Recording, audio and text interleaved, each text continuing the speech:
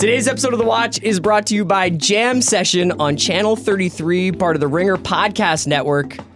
From my office roommate, Juliet Littman, and my office homie, Amanda Dobbins. Yes. Tune in as they examine the gossip industry, discussing celebrity news, pop culture scandals, and the business of being very famous. Incredible Jam Session episode this week, breaking down the Taylor Swift Snake release. Can I just say, how lucky the people are to be able to have this podcast in their lives? I consider myself fortunate whenever I get to have a conversation with one of those two women. And now you get two, and you can hit pause. You can speed up Amanda's voice if you want to. I would never do or that. Slow it down. How dare you? It's however you want to do it. Subscribe and listen to Jam Session on Channel 33, available on Apple Podcasts, SoundCloud, Stitcher, Spotify, or wherever you get those podcasts. I need sports to have to clear the room. Stand up and walk now. Hello and welcome to The Watch. My name is Chris Ryan. I am an editor at TheRinger.com, and joining me in the studio, we are working on his origin story. It's Andy Greenwald! Oh, it would begin in darkness and it would end in darkness. Chris, we're talking to each other today on Thursday. Last night, we were live. Talk the Thrones live at Largo. Yeah. With our binge mode pals, Jason and Mal. Yep. With special guest Shea Serrano. Big hit. With special guest Jason Mantzoukas. Yep. Always number one in our hearts, if not on the call sheet, because that was you this time. Yeah. And you earned it. Thanks. And in some ways, MVP, Yvonne Orji from Insecure, terrific. I really enjoyed sitting next to her. She was hilarious. I liked it when she pawed you like a bear cub. Yes. And then Mantzoukas called me a eunuch. He did. I feel like we're being cruel because people are asking, this is not going to be available as a podcast. It is going to be dribbled out in video form. Yeah. People will see some of it. And we would love to come to a town near you. Yeah. Hopefully in the near future. We could use Hotel Tonight to stay in those towns. Sure. I believe. Felix Gray glasses to be able to see our reservations on our phones. I mean, everything's coming together. I just want to thank everyone who did come out, was able to come out to Largo last night. It was a lot of fun. I'll say to everyone here what we said to them. Thanks for being a part of this Thrones journey all year. I also just want to say to you, Chris, you did a terrific job last night. Thanks, man. And especially because... You were dynamite, too. You're kind of like, you're becoming the John Gruden of Thrones. Because I say obvious things you during have action enthusiasm scenes. for the form. Oh, yeah. Well, look, it was a lot of fun. I just wanted to say, people don't realize this. The role you play as MC/punching bag... It's a new. It's interesting. I like to think I have a sense of humor about myself. That certainly gets tested. I mean, you did some accent work that was brushed back. Yeah, like I got a little hiding inside. Chris did a Scottish accent. I was trying to do Jon Snow, which is why it was stupid, and I just did I couldn't quite think of how to do a northern English accent. Yeah, so you went full Scottish, and Mantzoukas accused you of doing a fat bastard accent from Austin Powers. But you were terrific. I'm serious because the other people know all the stuff about the stuff. We don't. Yeah. And so we sort of have to roll with it. We are going to talk a little bit about Thrones today, right? Yeah, we should say that the last Talk of the Thrones is on Sunday after the extended finale. It's I think it's 80 minutes. Something like that. A pretty long finale. People have been asking, though, where's our Twin Peaks talk? And I want to let people know that there will be a considerable amount of Twin Peaks talk on this podcast. Yeah, second half of the pod. Second half of the pod, I will be speaking to David Nevins, the president of Showtime. You're hammering the table. You're like emphatically at the pulpit. I just need people to... I'm Khrushchev with this. And I'm going to talk to David Nevins about the whole gestation of Twin Peaks: The Return, how he made this happen, how he greenlit it, how he feels about the result. Excited about that conversation. Also, Chris, if people are wondering why we don't do more live shows, it's because you and I, in our aging White Walker bodies, I feel rough today. I feel like the Pilsner Urquell was something was in that last night. Yeah? I only had two, and I'm feeling a little bit foamy today. Someone put some milk of the poppy in my sometimes Guinness. Like with Pilsners, I don't know. Sometimes with Pilsners. Beer talk. I think I might just become like a straight, I don't know. I sometimes with flowery Pilsners, I just get a little weird. Yeah? Yeah, you know? Well, you're wearing it well today, and we're going to power through this with some great cultural talk. Yeah, well, we have a couple of things we want to hit. We'll do a little bit of chat about Thrones in a minute. But I wanted to talk a little bit. Well, first of all, I do want to say one thing. Tomorrow, so today's Thursday, I think either tonight or tomorrow, HBO Go will be releasing the first episode of The Deuce. Oh, yeah. Okay. So that's great. We have an incredible, I think we're obviously like just such huge super fans, but we did a really, really cool conversation with George Pelecanos a couple weeks back that we'll be releasing, I think, next week. Yeah, because if this is true, and you and I have the inside track with HBO Go, we were once their marquee brand. Yeah. People will be able to watch the pilot. And we didn't spoil it in our conversation with No, George, not at all. Not at but all. I think people will be ready to hear more about it. It's a unique kind of pilot. It's almost like more like a movie. Yeah, directed by Michelle McLaren. It's directed by Michelle McLaren, and the pilot is it kind of almost reminds me of the way some shows used to introduce series in this sort of mega format, and it's a rather long pilot. I think it's almost 90 minutes. Yeah, right? it's also great. And it is phenomenal. If you feel like there's some voice in the back of your head or some itch you can't scratch, that is basically that wire itch. I think that this show has some of the best parts of the last 20 years of Simon's work, of Richard Price's work, of Pelecanos' work, Michelle McLaren's work, and I know I'm really excited to see episodes written by Megan Abbott. It's just like it's such a cool thing. It is an all-star operation, but it's really worth noting. It looks phenomenal. Yeah. Not just because of Michelle McLaren, but because of the way that they, using CGI and careful production design, like recreated 70s New York City. Early 70s New York, yeah. It's also, and this is a really nice thing, and we spoke to George about this, but it's like a nice mashup of David Simon's seriousness of purpose and journalistic integrity that he brings to the television shows he does. And as Pelecanos told us, it's a little bit of fun, too. It's a little bit of pulp, it's a little bit of flash, and it's a nice combination. We are all in on this show. Should we announce our Double Down Book Club then? Exactly that. Okay, so we have George coming on the show. We talked a little bit about this with him, but we wanted to announce the new Double Down Book Club title, which is sort of coinciding with the release of The Deuce. It's not a New York novel. It's not a 70s novel. It's not a 70s Although novel. he has one of those called King Sucker Man. King Sucker Man, which I think had a lot of influence on this show. But for me and Andy, this is one of our favorite Pelecanos titles. It was definitely the one that kind of unlocked him for me, and it's a novel called The Sweet Forever. And it is basically a crime novel set in D.C. during March Madness, during the final NCAA tournament of Len Bias.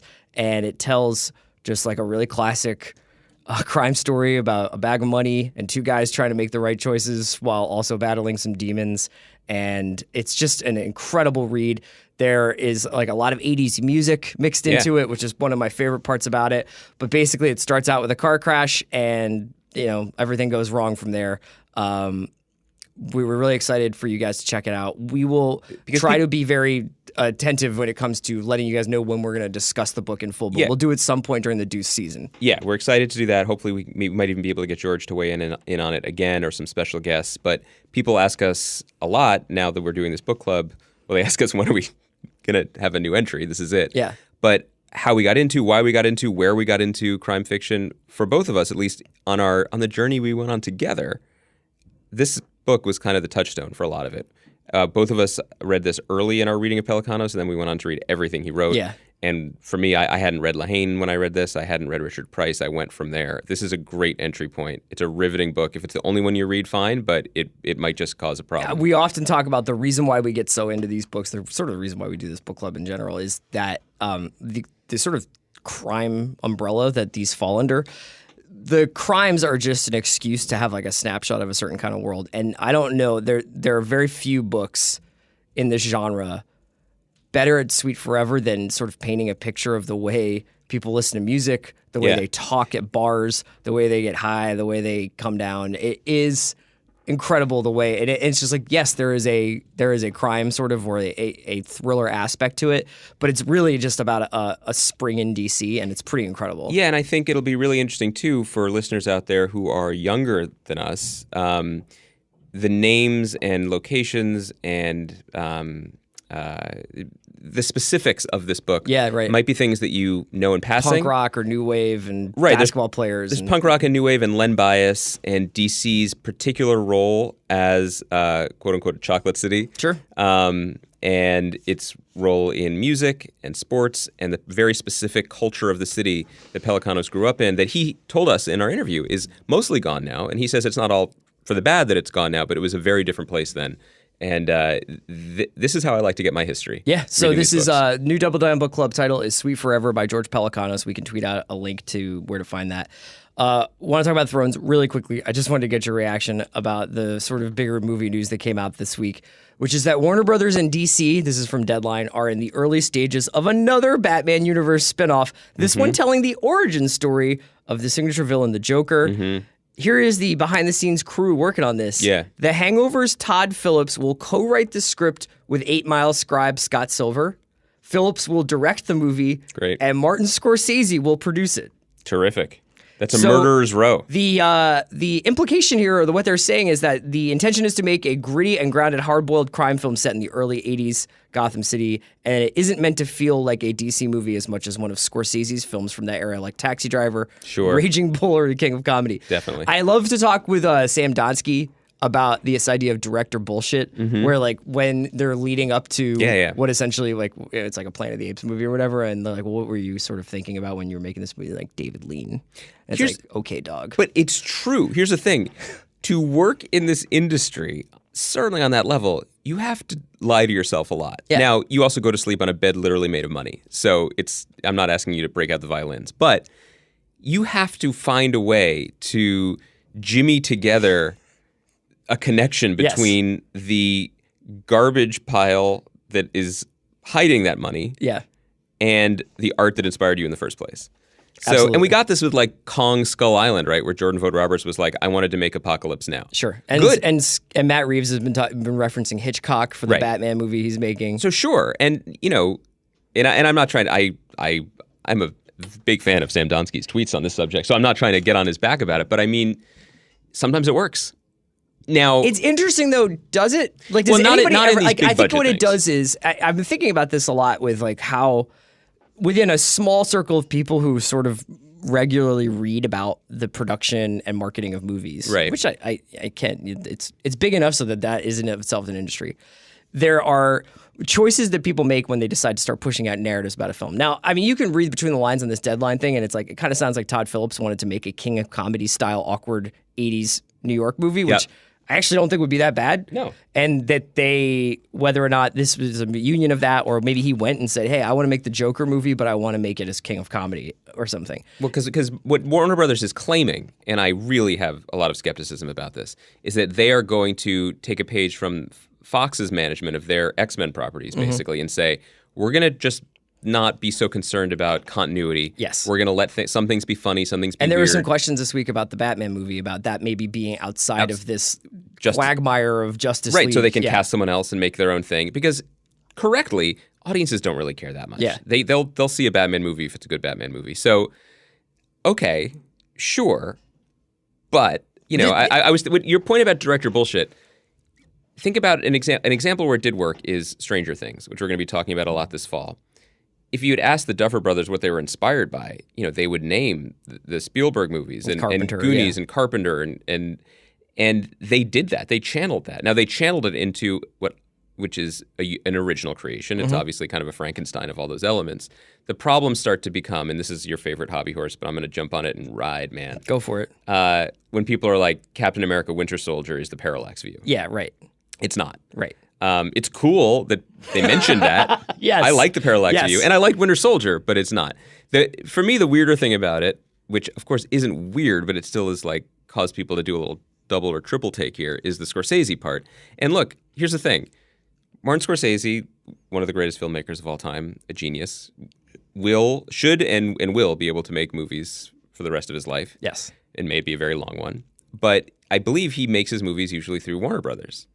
And this is part of it, business now. If he wants to be in business, I mean, he can go to Amazon or Netflix and they'll bankroll anything. But and Netflix is bankrolling The Irishman to the tune of $150 million. That's right. Yeah.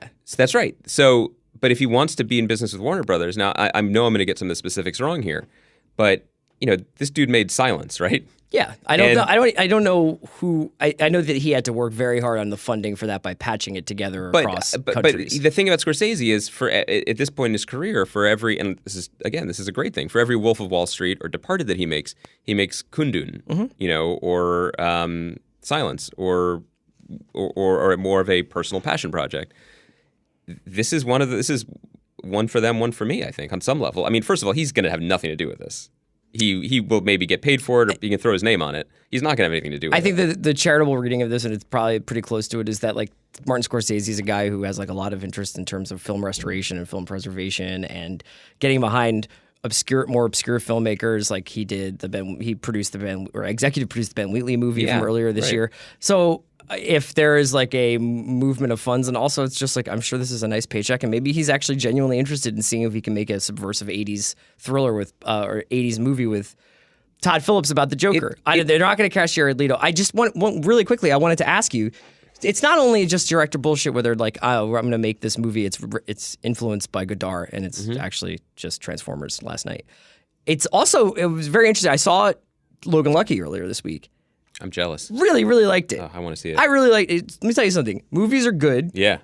Steven Soderbergh makes good movies. Yeah, he does. I like heist movies. Yes, me too. I love everything you're saying. I'm excited. And if you're ever like, this is getting a little dull, or maybe this isn't like setting my hair on fire. Yeah. Guess what? It ends. It's over in 2 hours. Terrific. Yeah. So one of the interesting things about this, though, is that the thing that most people seem to know about Logan Lucky is that it is Steven Soderbergh's attempt to disrupt film distribution. Love disruption. And that it was all this idea that he was going to use this company, Fingerprint, I think it's called. Zach Baron has like a great, not only a feature on Steven Soderbergh in GQ, but he also has this very long, the transcripts of his interviews with him were posted on GQ.com, and you should really read them because Zach wrote a great piece, but this Q&As are great. Yeah, and he goes very in depth about how they're going to sell the negative to pay for this, and non-US or non-traditional distribution pays for that, and everything is profit. So he made like $8 million or something. It was essentially a bomb, I guess, at the box office, especially considering that Channing Tatum and Kylo Ren are in it, and James Bond. And the narrative became entirely about like, well, was this a success or a failure? And Soderbergh is pretty sarcastic about his film career right now. He's like, I'm not going to make serious movies. I'm going to make serious TV. Yeah. The films are just going to basically be like experiments and fun. Yeah, he shot a horror movie for 10 days with Claire Foy, right? Yeah, reportedly on an iPhone. I bet it's probably a little more complicated than that. But it's probably a Samsung Galaxy. Would it have helped? Yeah. If you knew more, if like the Logan Lucky trailer and what you knew about Logan Lucky was more than the distribution model that it was following. Well, I mean, think for you, I guess, if I'm saying in general, like I would love to hear from people about this. No one in Hollywood knows how to get their story across anymore. They know how to get things made. They know how to get things funded, and they know how to put them on your screen. And they know, if you look at the very high end of Game of Thrones, you look at the very, not low end, but a more cost-effective end, like FX's Louis comedies, Louis or Better Things. They know how to do things on a more limited budget. What they don't know how to do is get you to understand what it is, what they're trying to do. There used to be a lot of angst about the Hollywood only greenlighting movies that you could understand in the trailer, and then it became the poster. Pitch, yeah. Now it's the tweet or the image, and even that isn't enough. I mean, so your question to me is, I don't know what more they could do. The Logan Lucky trailer was incredible. The poster, I understood the vibe. What more can they do to get you in the theater? And I don't really know. It's hard to tell what will spark interest. You're when you asked me that question, I'm thinking also about the stuff that came out this week about how MTV is like going all in on TRL and pumping up the VMAs again, and they're gonna have like Snapchat and like hologram engagement. And I'm like, you're just saying nonsense words. Like I don't understand what that will do for you, but they're trying. Yeah. So I think a lot of that is the difficulty. They're making all this stuff and they're funding all this stuff, but they really don't know what's gonna hit or what's not going to hit. And unless it's a company that's really just trying to boost its bottom line. Well, first of all, its bottom line with shareholders, but also its library, then I don't know. Because these companies are still, broadcast networks are still on some level dependent on the overnight ratings.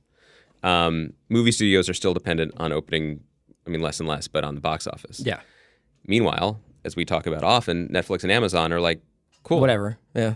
I'll give Steven Soderbergh and Martin Scorsese and Ellen DeGeneres or Shonda Rhimes. I'm just throwing names out who make a lot of money. I'll just give them $300 million. My shareholders are happy, and we have that now. Yeah. So it's a very mixed playing field. All of that I said because I thought you were going to ask me would I've been more psyched about Logan Lucky if I knew it was low-key a Harley Quinn origin story. But this is the world we've made. Yeah. You know? I know. So they're going to make a Joker origin story, but they're also going to make a Joker Harley Quinn romance movie. And they'll make Justice League. I mean, they're just going to... Oh, let's end on this note. They're also probably not going to make a lot of this. You know? Yeah, I know. A lot of this. Before we go, I want to get to your interview with David Nevins really quickly. Did you ever think we were going to be in day 4 of Are We Sure Thrones is Good conversation? Oh, yeah, we didn't even talk about Thrones. I mean, we have it coming up Sunday. Last episode of Talk the Thrones after the last episode of Game of Thrones for the season will be on as soon as the East Coast airing is over. Yep. Just the 4 of us this week.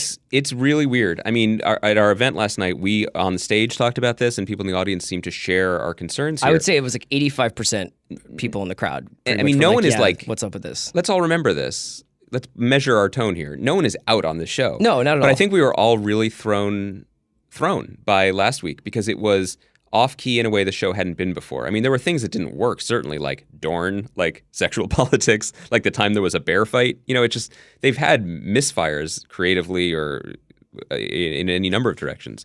But this was the first one where I was like, wait, where are we going? I think the stress comes from the lack of permutations available. So people are stressed out about them screwing it up because they can only really do one of 3 things. And if they're like, you can't really miss on 2 of them, you know? And I think that people are feeling for the first time, this always felt like the safest investment on television. Mm-hmm. No, the history of television, because they were on a track. So you could go on this journey and it would be worth the, quote unquote, worth the investment. I don't like that phrasing, but that's really how people watch TV now.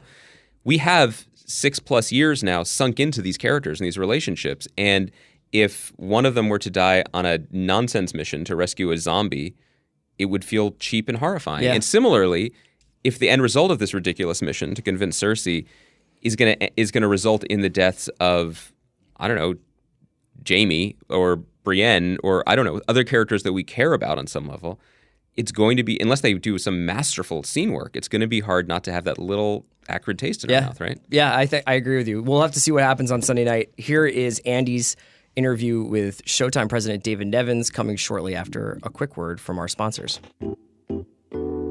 Today's episode of The Watch is brought to you by Hotel Tonight. If you're like me, Andy, and you're not so great at planning ahead, I've got good news for you, but really for me, because I'm the one who's not so great at planning ahead. There's this awesome app called Hotel Tonight that helps you find amazing hotel deals at the last minute. It sounds counterintuitive, but unlike flights, hotel rates usually get cheaper at the last minute. And Hotel Tonight helps hotels sell their unsold rooms, allowing them to pass those deals along to you. And these are not last resort places.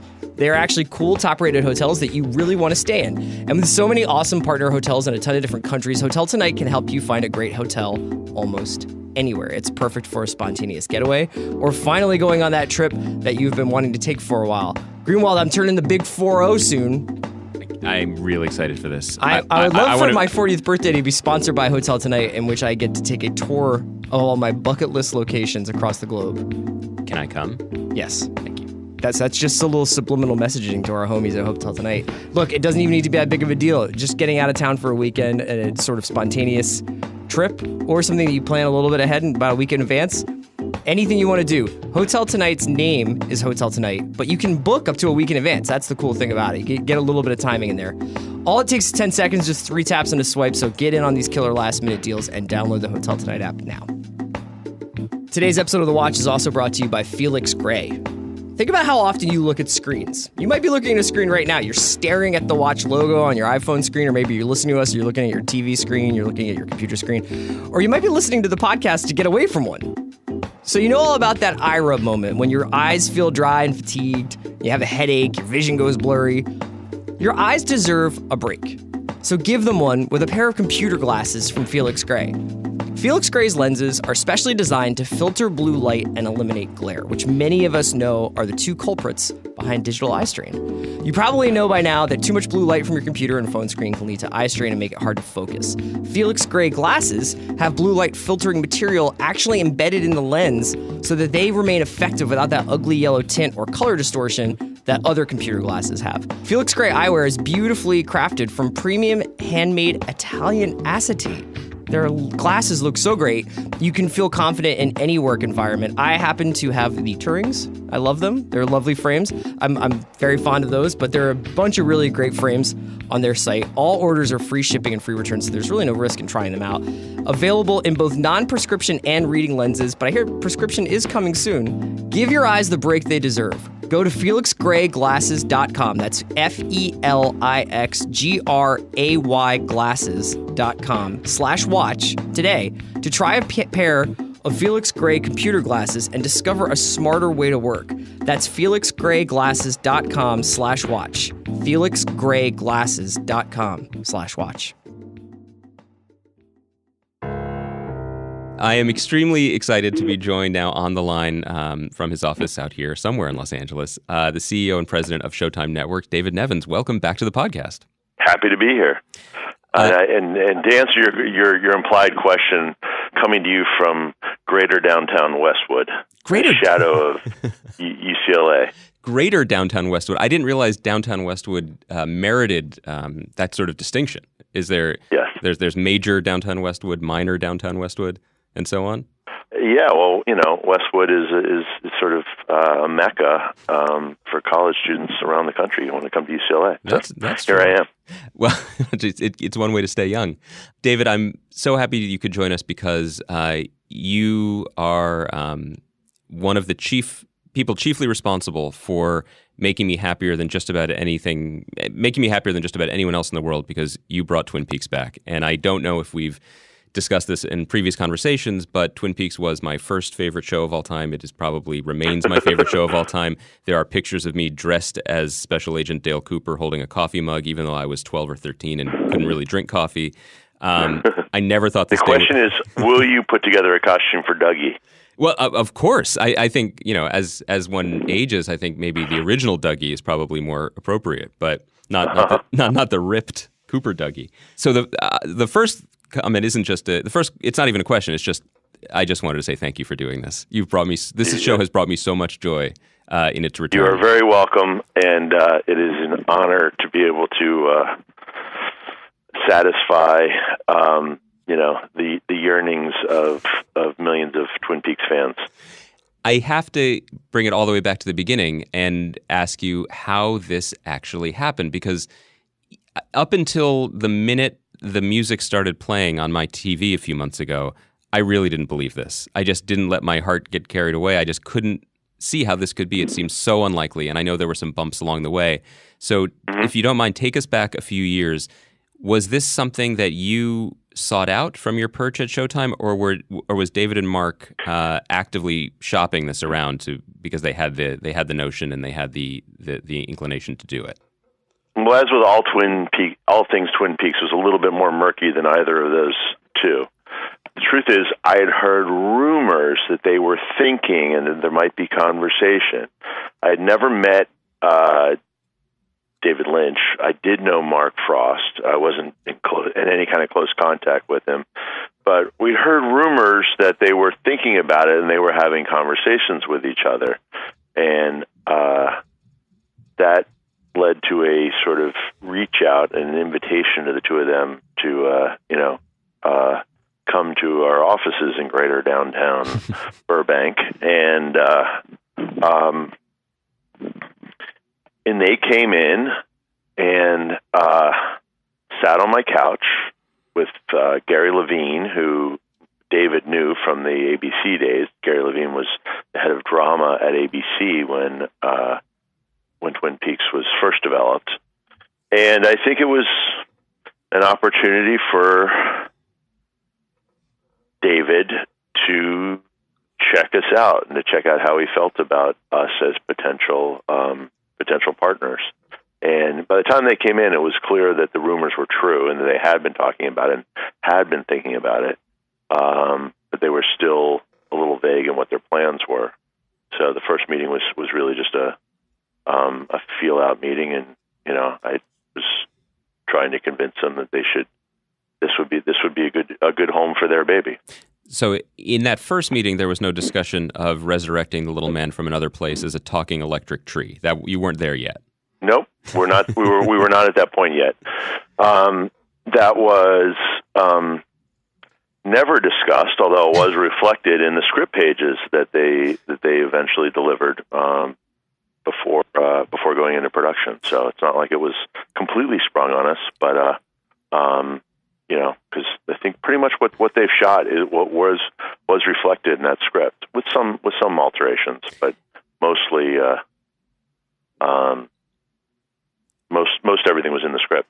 Were there subsequent meetings before any script stage in which they pitched you on the general tenor of the return, what the characters that they wanted to bring back, their arcs, or was it still murky until you actually saw pages? Yeah, I don't remember any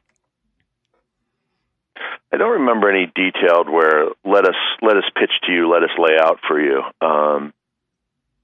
They talked about the idea of wanting to provide satisfaction, wanting to provide closure. They talked about some of their desire to go back to some of the same characters. So I always knew there would be some degree of revisiting characters and some degree of newness. And we talked about the fact that this was, not a remake, and it's the same characters 25 years later. So those basic story, that basic story point of view, those basic story tenets were discussed, but really none of the specifics. And I think they showed us the script first. First there was the opening 2 hours, and then there was the whole thing.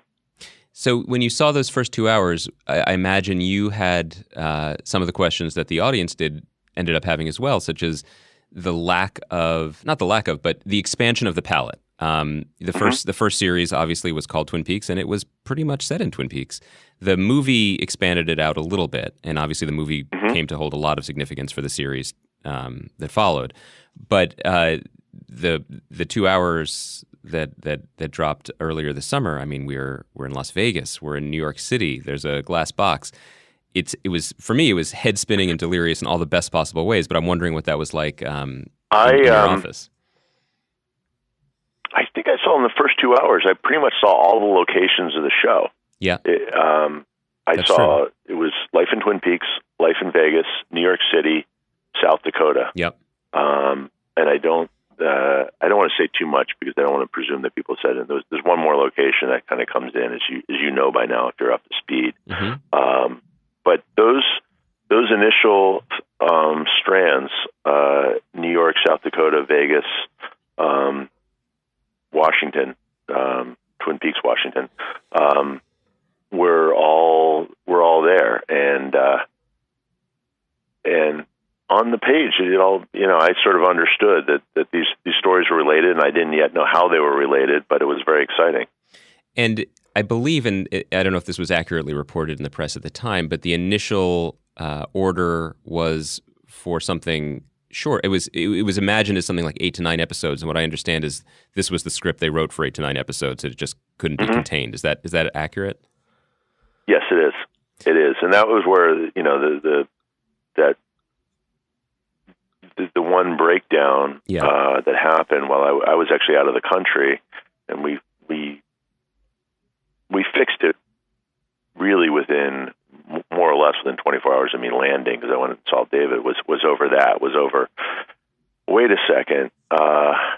You showed me what appears to be, I think 9 hours of scripts, or maybe it was 11 hours of scripts. Why does it need to be so much longer? And I didn't, in the conventional way of TV thinking, I was right, but in the way that David works, it was sort of an arbitrary, silly question. And these are the pages. I'm going to do them the way I want to. And there were some little things that he added along the way, but mostly they were. And he said, when I realized what the issue was, I said, all right, well, there's a finite amount of money. Here's this amount of money, and you determine it. But you just got to promise me that you're going to shoot the whole script. We're not going to end up halfway through the scripts and run out of money. And he promised me, and he completely lived up to the promise. And he didn't.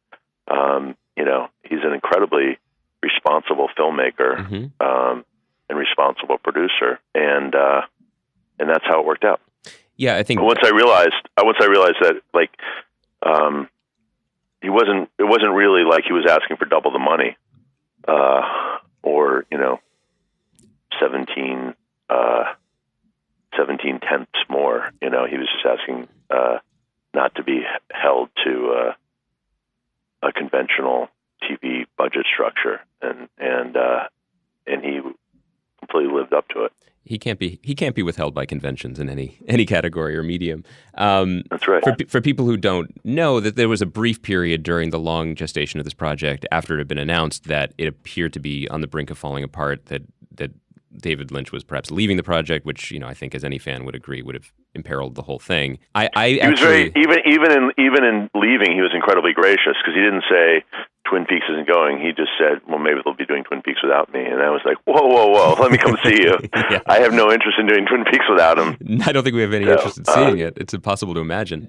Actually, I did say at the beginning that I didn't believe any of this, but the one thing that I actually did have weird optimism then, because that would work out, because I think at that point, though you hadn't obviously shot anything yet, you had sent TV critics a cherry pie that December to celebrate it. And I said, well, they, I don't know how many cherry pies they sent, but they're not good. That's not recoupable. So they definitely are going to make the show.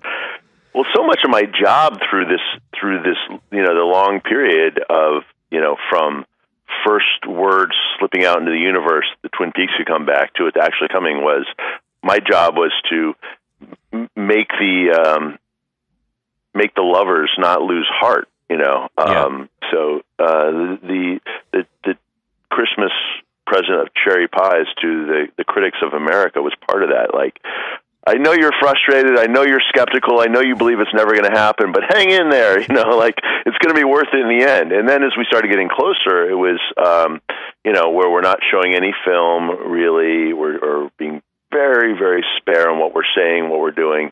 I'm not doing any of my usual, hype tricks. Mm-hmm. But to make it feel real, like this is not this is not an illusion. It's going to happen. How difficult was that? Because you're seeing images, you're aware of the story, and I mean whether you, and I don't mean you, I mean the collective audience, whether you love it, whether you're baffled by it, you want to talk about this. This is it much like the original.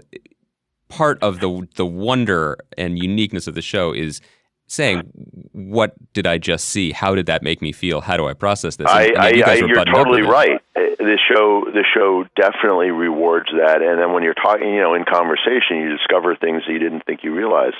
And, the only good thing I can say is I had my own little posse. They're all my colleagues here at Showtime. Me, Gary Levine, Robin Gurney, the people who are reading and watching the show. And,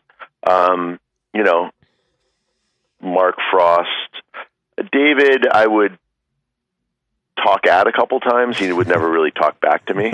I would say, "Hey, what about?" And he kind of grin at me. But I won't say there was no outlet for that desire for conversation. It does sound like, and this is maybe not traditional in the way TV was when you were coming up in the business, but is more and more common now. It does seem like you guys empowered Twin Peaks Incorporated to go off and produce this television show for you guys. And do it their way. And then you were committed to letting them do that, and that's the beauty of the show we have. However, there are certain things, and please be clear, I've said this at the beginning, I am in love with this show. So this is not me advocating for this, but I am curious. Obviously, if this was in a more traditional framework, it wouldn't have gotten made. But if you're going to continue the hypothetical, in the traditional framework, the fact that the star of the show, the star character, has yet to make an appearance other than being trapped in the first hour or so, that would be a network note. Now, obviously, Kyle is giving the performance of the year in multiple roles, and it is astonishing to watch.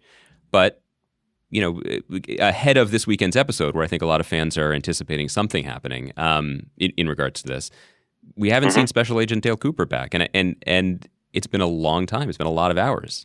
You're right, and it can that yearning that you're feeling that the fans are feeling. I feel the same. I feel the same yearning. I'm not immune to it, but I understood that giving up power here was part of what was going to make it great and special. So that's just it's just what it is. Did you ever? Is that some? Can I give you an analogy? Because I know you were a Friday Night Lights fan. Yeah, I sure was. Yeah. I'll make a connection back to Friday Night Lights. I remember that Jason Kadam's first two scripts, we cross-boarded the first two scripts of episodes 2 and 3 of Friday Night Lights, and there were certain scenes that I loved in the script, and then I'm watching dailies, and the actors were not saying the lines in the script, and they were like completely going off and completely improvising, and it was really frustrating. You know, I'd been sort of brought up in a culture where actors are supposed to say the lines that are written for them, and Pete Berg had set a slightly different dogma on the pilot, but Jason Kadams wasn't from that dogma. But Kadams, who had already kind of learned the right attitude, I think, from Pete Berg, said, whatever I give up in control, I'm going to get back. I'm going to get back more from the actors having to own what they're doing. And, you know, it's the trade-off of power. So by ceding power to David to hold out longer than I wanted him to on what everyone wants is the return of Agent Cooper, you get back enormous things in terms of creativity and originality. And so, yeah, I mean, clearly it's built to have you yearn in that direction. And there's a reason why the author has chosen to hold back on you. Was that one of the things? Does that make sense? Yeah, it does. And I appreciate the analogy to one of my favorite shows, other favorite shows. But seriously, where the hell is Dale Cooper? Was that one of the questions you said to David that he just smiled at? Perhaps, Okay. Perhaps along the way. No, I'm not being coy. I'm not trying to be. I don't remember, but I remember the feeling. Yeah. And I don't remember exactly what I said to David or not. And there was a conversation after reading the scripts, and there was another conversation after watching the rough cuts. So, yeah, I mean, I know the feeling. I mean, there's something that is. This is hard to capture in a tweet or in a press release, but there is something that I find truly exhilarating about giving up to the show. Right, giving up. And that is the point. The one thing that David, he wants you to stop thinking and start feeling. He wants you to experience those feelings, and that is very clear about him as an artist.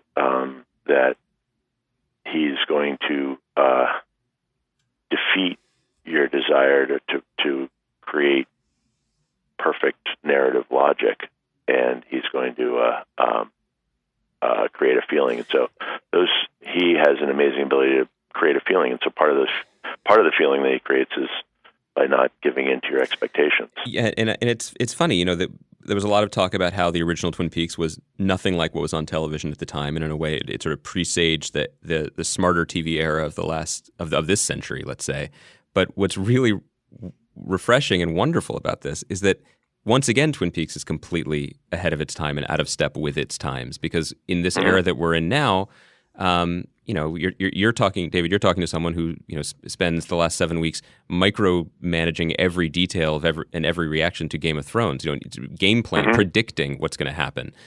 Almost as if it was sports. And now we have the show again that absolutely defies us from doing that. And it's right. It's incredibly. It's moving. It's exciting. And I think you would be wise to look to the new Twin Peaks as a peek into the future of where television is going, because I think David is enormously influential on other storytellers, and in the same way that the seeds of Sopranos and Game of Thrones and Breaking Bad and Mad Men were there in the original Twin Peaks. Yep. I think you'll see in the new Twin Peaks, you'll see spawn towards future trends in narrative. I love that you're saying that, and I'm glad that you did, because one thing that I've been trying to tell people is that during the run of Twin Peaks, the people who have been most unanimous and full-throated in their adoration of the show are incredibly successful showrunners. Right. Spoken to Sam Esmail about it. I've talked to Damon Lindelof about it. They are considered the vanguard of what they do now, and they're saying, well, we bow to this. And this. And I don't know exactly what the lessons are. I'm paying very close attention both to Twin Peaks itself and to what Sam Esmail and Damon Lindelof and David Hollander are doing. I'm paying very close attention to what they're doing, and I don't know what the lessons learned are, but I think I'll recognize it when I see it. You know what I mean? In terms of scripts that come back to me over the next few years. Well, I'm curious about that specifically because obviously the metrics of what makes a success have changed radically in television. In some ways, the build up to the premiere of Twin Peaks was a throwback to the way things used to be, and that you get the Entertainment Weekly cover and the fans get interviewed again, and people put cherry pie in the menu. But then we've settled into this, and obviously Game of Thrones came back, and this has been we're 15 weeks or whatever we are into it. That kind of mainstream heat has dissipated, and I know the ratings, the overnight ratings are not like Game of Thrones. Let's put it that way. But I'm curious for you as an executive who greenlit this. What are you looking for, and what are you looking at, and what does it say specifically about your job? Because, I've joked, hopefully good-naturedly, that I love the split-screen ads on my browser for Twin Peaks and Ray Donovan, because those are both successful TV shows that I don't know how much DNA they share in some ways. I don't see it, but I love that they're both on your network. Right, and I think it's you very rarely. I don't know. I'm trying to think. We actually very rarely put them together. You're not seeing a ton of split screen ads. Well, no, they do run against each other, and one runs at 8 o'clock and one runs at 9 o'clock. I think you're correct in what you say. Although they probably have a hair more overlap than you would you would imagine. I don't want to prejudge, but what I mean is, but metaphorically, they're different. Twin Peaks is so other. So, but so what is it? Go ahead. Ask the question. But the question here is how much of putting on Twin Peaks. I mean, let's set aside the most important thing, which is that you funded this incredible work of art that will last and has made so many people very happy. But setting that aside, in terms of your business pointing forward in a very exciting but also tumultuous time for the industry, how much of making the show is hanging out a shingle saying we at Showtime are open for radical business, that we are supportive of creators like David Lynch, and we want to be thought of as the place that will give you this creative freedom? That's part of it, and that's an ancillary benefit of Twin Peaks, that it gives us cred in the extreme left edge of the art form. But that is, let's be clear, that is not my goal. That's not what I live for. And Twin Peaks has been a real demonstrable business success, which is interesting, and I think it's a reflection of where the business is today and how our business model works. Twin Peaks, I mean, simply stated, Twin Peaks drove a ton of subscriptions way out of proportion with the absolute size of its audience, which is just an interesting phenomenon. It brought a lot of people to Showtime who were not watching Showtime, and they have lasted the 16 weeks that the show has been on incredibly well, like at a higher proportion than you would expect. So just in that, it's a business success. And now we are trying to transition those people who came in for Twin Peaks into other stuff. Can we get them into The Affair? Can we get them into Ray Donovan? Can we get them into Billions? And I can see the ones we're succeeding with and the ones we're not succeeding with, and the ones we're not succeeding with will probably churn out. The ones that we are succeeding with will probably will stick. But it's an interesting show. There's a feel to Homeland, Shameless, Billions, Affair, Ray Donovan, where they're very different shows, but they satisfy, demographically, are somewhat similar. Twin Peaks is completely other. Twin Peaks has lower total viewership than those shows, but it probably drove more subscription sign-up activity than any one of those shows alone. And much higher proportion of Twin Peaks is viewed streaming-wise. So when you look at the Sunday night, that might be 10% of the total people who are going to watch it. If you look at just the Sunday night Nielsen numbers, linear numbers, might be 10%, whereas with a normal show, you're going to probably get an average of about 20% in that first night Nielsen numbers of the people who will watch it over the course of a week. So it's an interesting sort of outlier in terms of how it functions for us.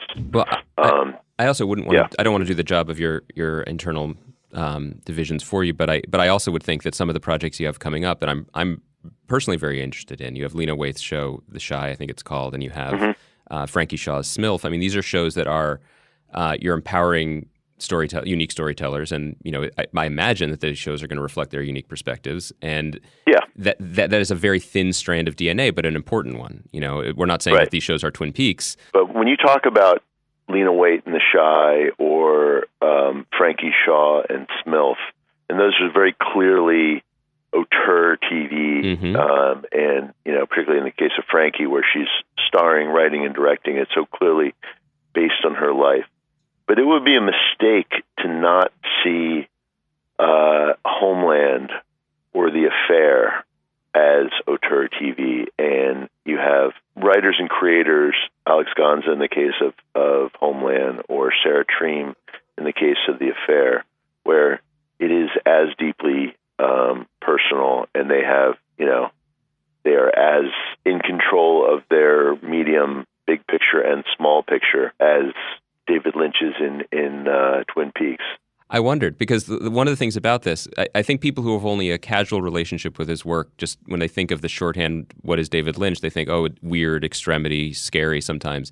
But what to me has always been is incredibly stalwart and true emotionally, and deeply emotional. And this show, not just because these are my old friends in this world that meant so much to me and still does, but it's a very unique situation where you have Catherine Coulson, Miguel Ferrer, Warren Frost, Frank Silva, Donnie Davis, and David Bowie, all contributing in ways, physical or otherwise, to this. And the show honors all of them in a very beautiful way.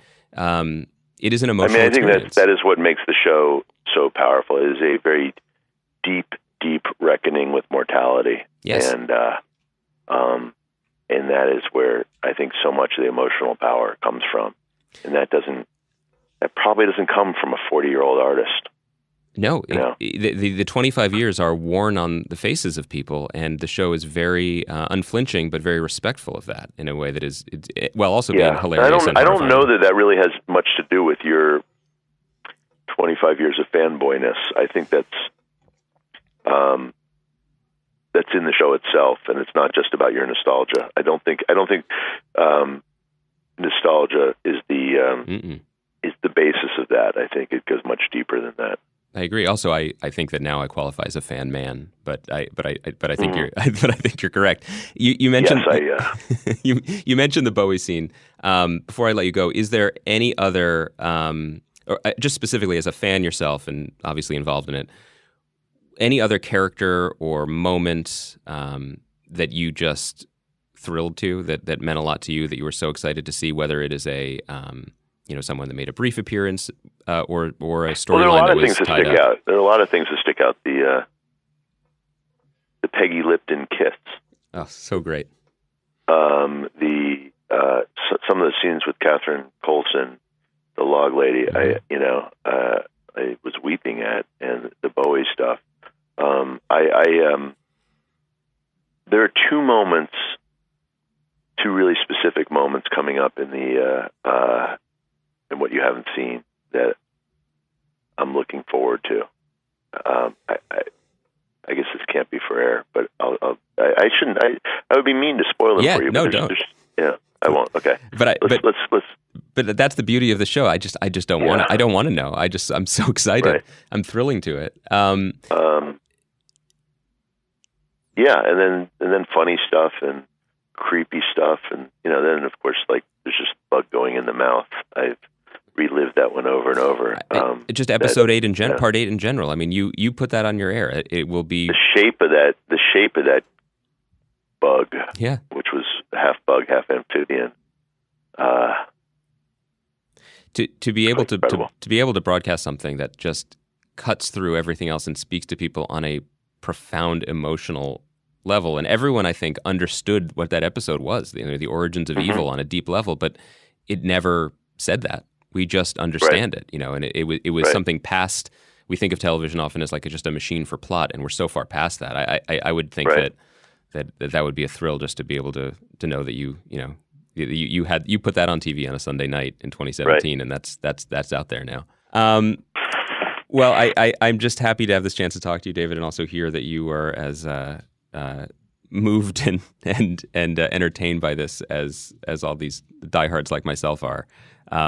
This is to my mind, this is the show of the year, and maybe it ends up being like the Velvet Underground albums where they weren't on the top of the charts, but everyone who listened to it formed a band. Let's hope, because I think what you've done is it's not just a triumph artistically, but I think it's a triumph hopefully for the medium in a moment when it's getting unprecedented attention, but I think is still struggling to find the next phase creatively. Past the difficult man. I was largely a bystander, but as they say, if you can't be an athlete, be an athletic supporter.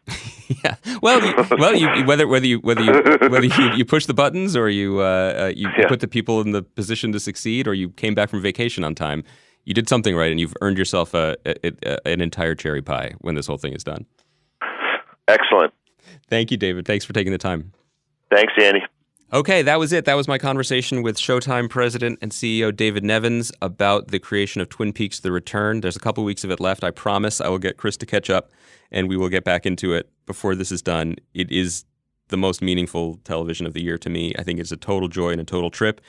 And of course that's how it happened, right? Of course, David Lynch just said, "Hey, this is what we're doing, buddy, and I'm going to go do it." And David Nevins, who is a well-respected, a veteran programmer and producer, just had to say, "Yep." And that's kind of the attitude I have with Twin Peaks: The Return. You have to sit down on your couch, you have to put away your second screen, and you just have to say, "Okay, yep," and it will reward you. Thank you for listening to this episode of The Watch. Please remember to check us out this Sunday night, live on Twitter, #TalkTheThrones. We will be going live, me, Chris, Jason, Mallory, as soon as the East Coast airing of Game of Thrones season finale ends.